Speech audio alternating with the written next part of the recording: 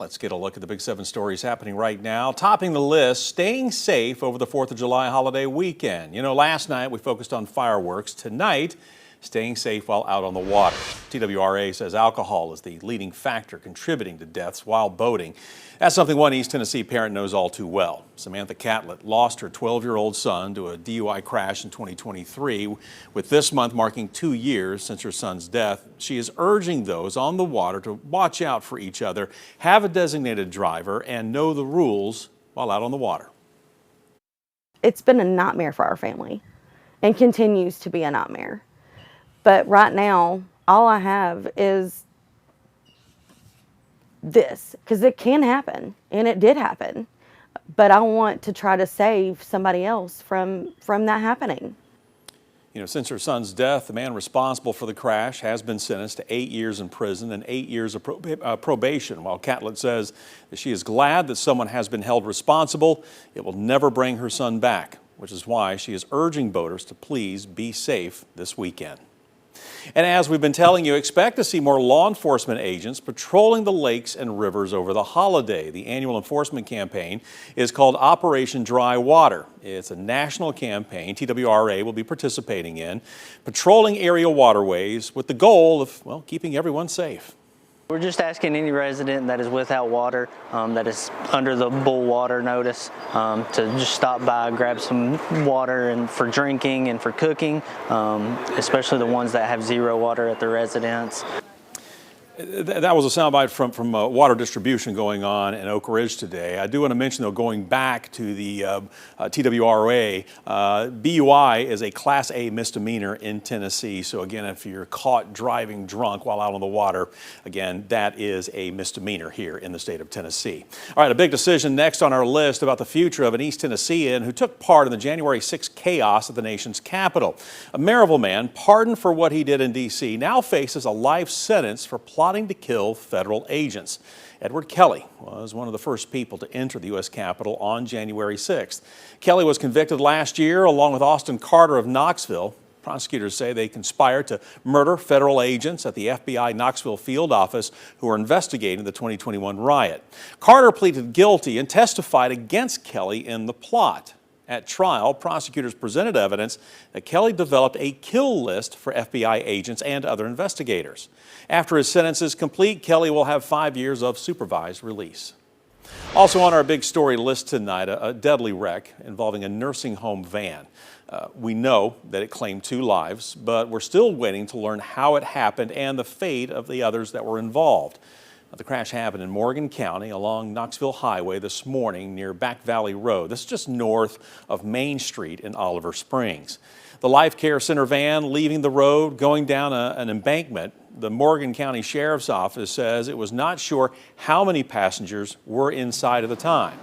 Now, Knoxville Highway has since reopened. Highway Patrol investigating. And coming up tonight at 11 o'clock, we're hearing from the district attorney in Morgan County about the crash.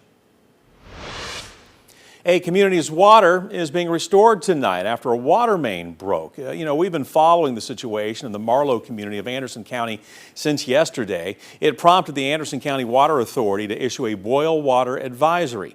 Now, crews have since made repairs, and now 2 water storage tanks supplying people in the area are being restored. We're told full service will resume as these water tanks reach normal levels. However, despite the progress, the boil water advisory remains in effect until further notice. Now, the break prompted members of the community to come together to help neighbors in need, and a water distribution point has been established at Grand Oaks Elementary. Now, the water distribution was scheduled to wrap up just about 30 minutes ago. A crime alert in our Big 7 at 7 list for you tonight. Morristown Police asking for your help in a vandalism investigation. The city says the vandalism recently happened at Jolly Park in the heart of Morristown, and police are trying to identify the people you see in this surveillance video. It may be tough to see. Maybe you recognize the vehicle, but if you do know who they are or you have information about the vandalism, you can leave an anonymous tip at this phone number, 423-585-1833. Tennessee Highway Patrol ramping up safety efforts this 4th of July weekend. They are adding extra patrols and checkpoints from tomorrow through Sunday night. This statewide operation, in collaboration with local law enforcement, targets impaired driving, distracted driving, aggressive driving, and of course, speeding. If you're doing the right thing, there's no reason to be concerned about a checkpoint. There's no reason to be concerned about the increased enforcement operations that we have going on this weekend. You know, drive the speed limit. Don't drive distracted. Don't drive under the influence of alcohol or drugs. And there should be no issues. THP urges drivers to stay alert and follow traffic laws to ensure a safe Independence Day weekend. And as thousands hit the road this 4th of July, AAA is working to keep everyone safe. Its Tow to Go program will be active for the holiday, offering free confidential rides for impaired drivers in 11 states, and that includes right here in Tennessee. It runs from 6 p.m. Friday through 6 a.m. Monday. It is open to everyone. You don't have to be a AAA member. To use it, just call 855-2-TOW-2-GO for a ride within 10 miles. And again, no questions are asked. And we're wrapping up our Big 7 list for you right now with a big project that is wrapping up. More than a year after it closed for renovations, Augusta Corey in Fort Dickerson Park is now back open to the public. A $5.4 million project added floating docks, swim platforms, bathrooms, changing rooms, float rentals, and more to the South Knoxville swimming hole. You know, the project also added a new parking lot and upgraded infrastructure a few years ago. Now, the reopening comes after a potential drowning was reported there last month, but these new upgrades are also meant to increase safety. Augusta Corey will be fully staffed during hours from about 10 till 8. So we'll have staff on site. We have availability of PFDs for folks to use for free so they can safely enter the water. You know, new railings and a walking trail were added to make the Corey more accessible for everyone.